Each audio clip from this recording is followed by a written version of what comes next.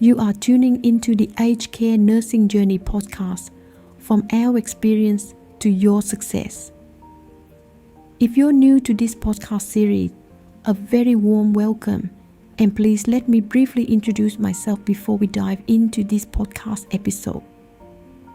I'm Ando, founder and host of this podcast. You may have recognized my accent.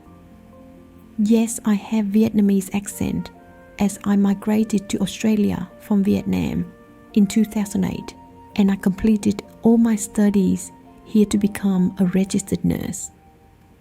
I worked in aged care since my first year of my Bachelor of Nursing, around 2010, taking on different roles during my time in aged care sector, from care staff to my current role as Regional General Manager. In the introductory episode, I have shared my background and my journey. As a registered nurse and senior leader in Australian aged care, my goal is to share practical insights that help you navigate the journey from clinical practice to operational excellence, which is a vital foundation for further career growth. In today's episode 8, we'll unpack the master list of 200 essential terms that shape the Australian aged care in practice. These terms form the interconnected framework for clinical governance under the new Aged Care Act 2024. They define your legal obligations and provide the structure that guides your daily clinical practice. We are moving past the routine of task-based care. When you learn how to utilize this terminology to identify risks early, you step into a position of proactive clinical leadership. This diagram illustrates our roadmap. We organize the terminology into 21 categories, starting at Category A with foundational legislation and building all the way to Category U, which covers corporate governance and systemic audits. The strengthened quality standards demand precise documentation. Utilizing this exact vocabulary provides the proof required to satisfy those standards and successfully navigate an Aged Care Quality Safety Commission audit, ACQSC audit. The Aged Care Act 2024 establishes the primary legislative framework governing funding, quality and consumer rights. It introduces the strengthened quality standards, mandating 7 distinct pillars of care that facility must deliver. Providing a resident with a brochure or an information pack is insufficient. The new Statement of Aged Care Rights integration require a documented conversation, proving the resident actively comprehended their rights. Every interaction begins with the presumption of capacity. Supported decision-making means we assume a resident has the capacity to choose, and we provide the necessary tool and support to facilitate their choices. We balance our legal duty of care to prevent harm against the resident's dignity of risk. For example, if Mrs. Lee wants to garden despite a known fall risk, we do not forbid it. We develop and document a specific safety plan that allows and assists her to do so safely. Robust documentation of dignity of risk achieves 2 distinct outcomes. It preserves the resident's autonomy, and it provides the evidence necessary to protect the facility from liability. Entry into the system begins with the Single Assessment System, or SIRF for short. Once admitted, the resident enters the baseline assessment period, an intensive initial phase where we gather crucial clinical data using validated tools. Look at this gauge illustrating the Australian National Aged Care Classification, AN-ACC classification scale, from 0 to 105, 13 classifications for permanent resident and 3 classifications for respite residents. This model determines the exact level of government subsidy based on the resident's clinical complexity. The total funding divides into 2 distinct streams. The daily based funding provides fixed funding for facility operations, while the variable payment fluctuates entirely based on the acuity documented by our care team, from care staff to registered nurses and care manager. Certain variables known as compounding factors further elevate that AN-ACC class. Documenting severe behaviors or complex pressure injuries directly increases the variable payment. Capital management relies on the refundable accommodation deposit, or RAD, a lump sum upfront payment. Conversely, facility cash flow is maintained through the daily accommodation deposit, or DAD. The math is unforgiving.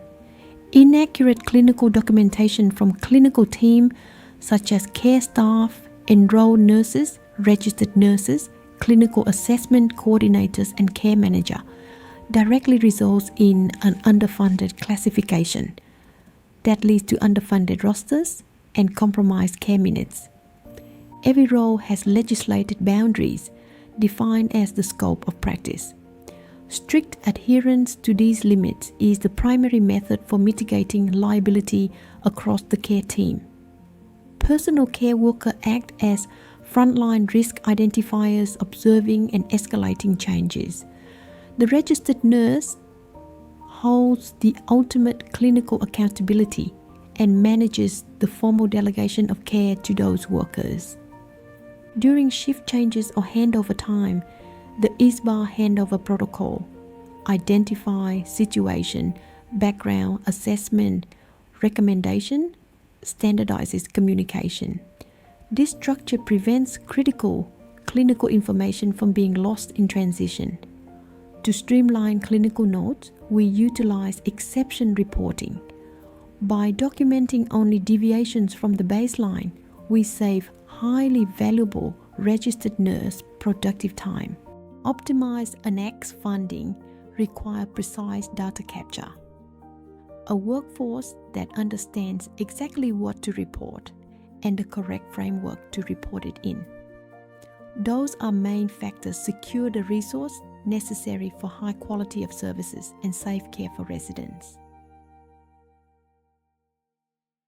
The Serious Incident Response Scheme categorizes reportable incidents into two windows: a 24-hour deadline for Priority 1 and 30 days time frame for Priority 2. For example, if a resident used a nurse cowbell for staff assistance and staff did not attend to the resident to provide assistance, the resident was waiting for more than 15 minutes. Subsequently, while the resident was attempting to get himself to the bathroom, he sustained a fall with major injury, neck of femur fracture, NOF. He required hospital admission and underwent a total hip arthroplasty, THA, total hip replacement. This incident would be classed as a SIRF Priority 1 incident. The provider, manager of the village, had to submit the SIRF notification to the Commission within 24 hours. Following the immediate response, we conduct a root cause analysis. The objective is to identify the underlying systemic failures that allowed the incident to occur, rather than assigning blame to individual staff members. Nurse cowbell system was not working properly. Intervention like putting residents' bed rail up, holding residents firmly to limit their movements while attending to their care needs, or psychotropic medication uses without a medical condition are commonly classified as restrictive practices. They require an active hierarchy of controls, proving all alternatives failed, alongside explicit, documented informed consents. The reporting window are absolute.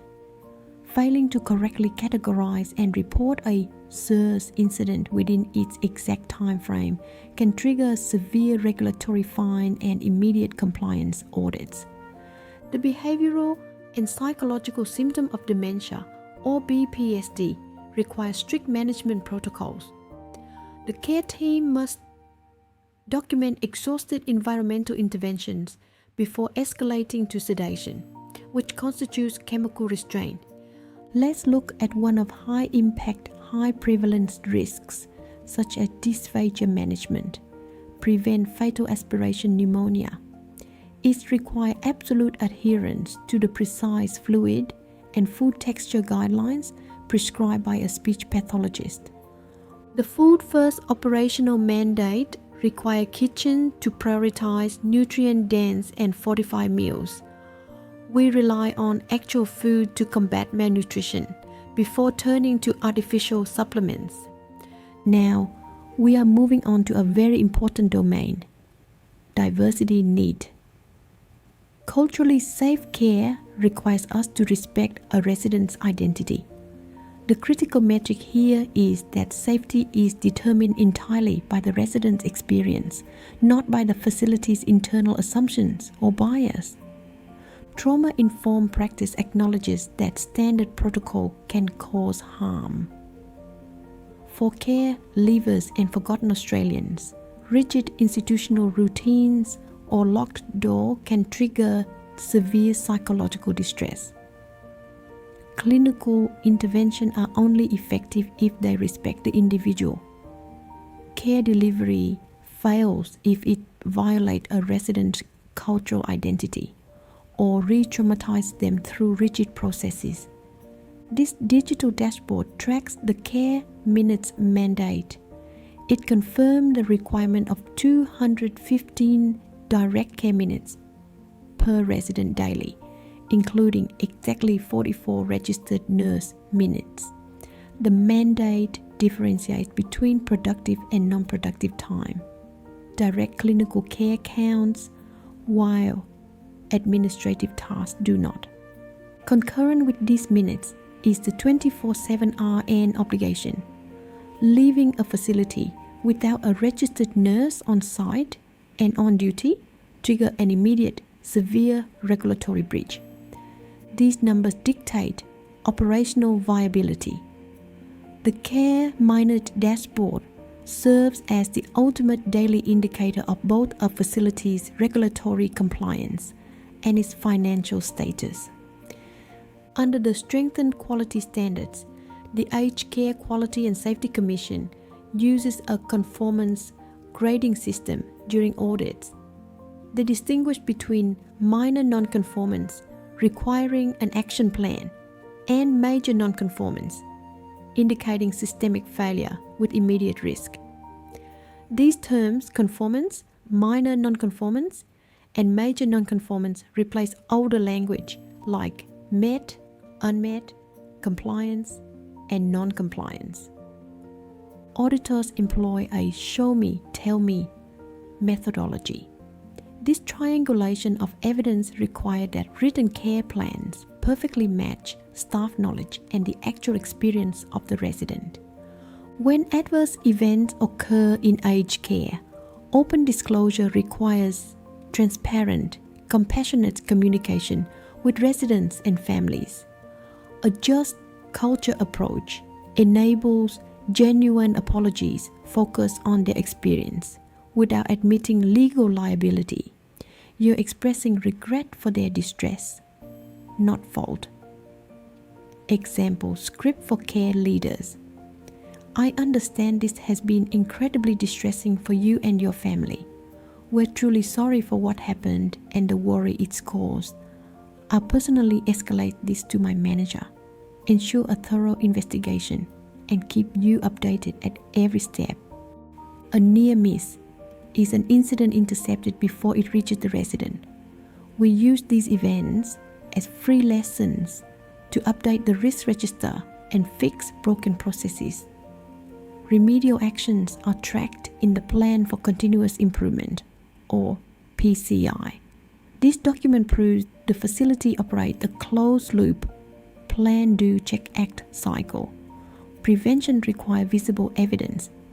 An auditor looks for an active functioning PCI to prove that a facility identifies and acts on its near misses long before they devolve into major non-conformances. You now hold the vocabulary of compliance.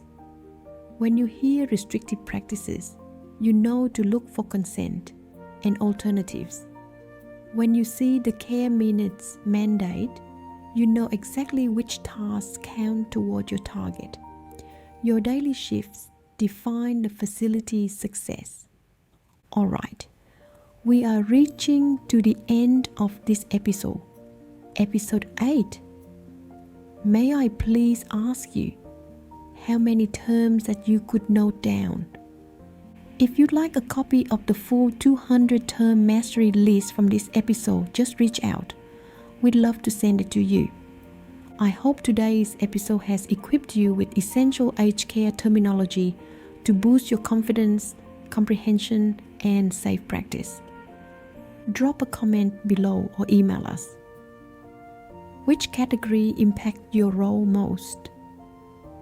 Thank you for joining me as we dive into clinical governance and common term uses. Grow our community by clicking like, share, and subscribe if you haven't already. Let's support each other in our career growth and professional development through this podcast series, a platform where you ask, I share, we learn. I'm An Do. My team and I look forward to welcoming you back in the next episode, episode 9 of the Aged Care Nursing Journey podcast, where we demystify the aged care quality standard 1, the individual. Take care and goodbye for now.